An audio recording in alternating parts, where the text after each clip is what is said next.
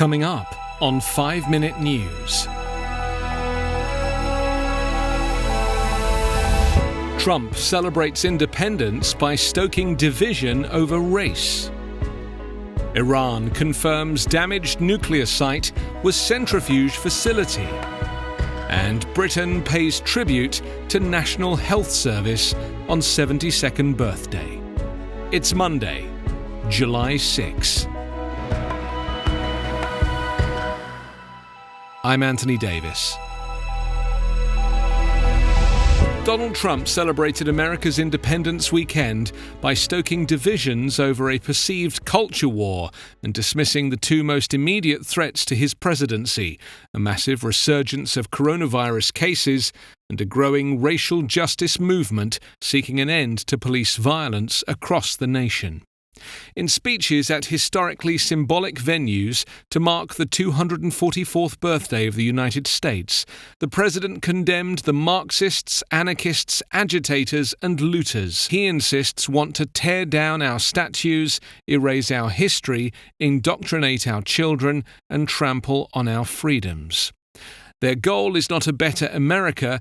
Their goal is the end of America, Trump falsely told supporters at Mount Rushmore, the national monument in South Dakota, where the giant faces of four revered presidents are carved into the rock. He repeated the claim at a 4th of July appearance at the White House, adding that he believed the COVID-19 pandemic, which has infected 2.8 million Americans and killed almost 130,000, is 99% harmless.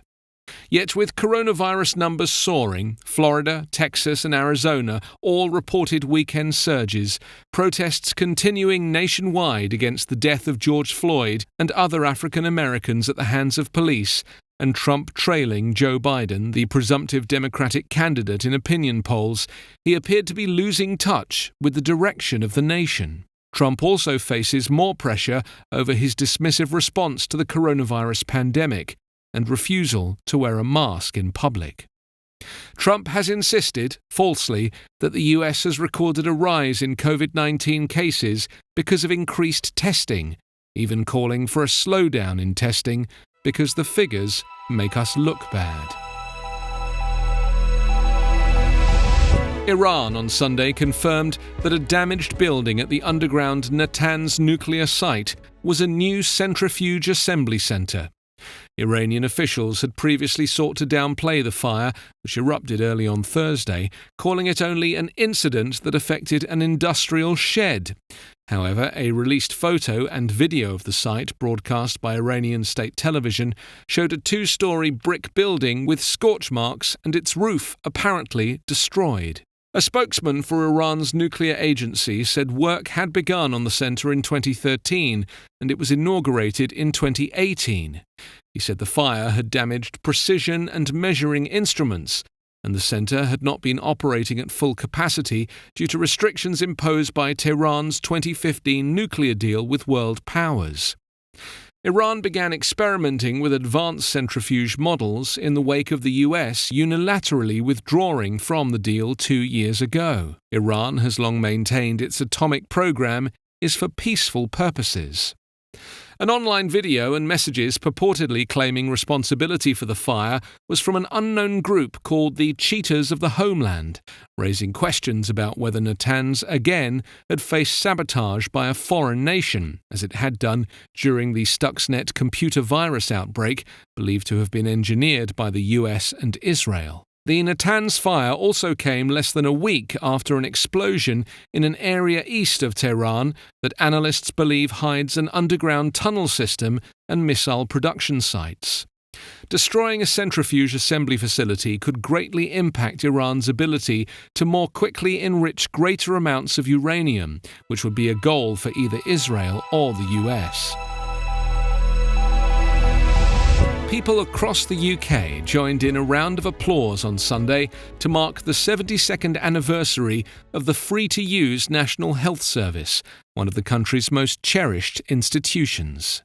the reverence with which it is held has been bolstered this year during what has been Europe's deadliest coronavirus outbreaks. Though the UK as a whole has a confirmed virus death toll of 44,220, the third highest in the world behind the United States and Brazil, the NHS and everyone who works within it, in whatever capacity, have been lauded for their work and care. Created by the Labour government after World War II in 1948 by bringing together the nation's disparate health institutions, the NHS's founding principles have never changed.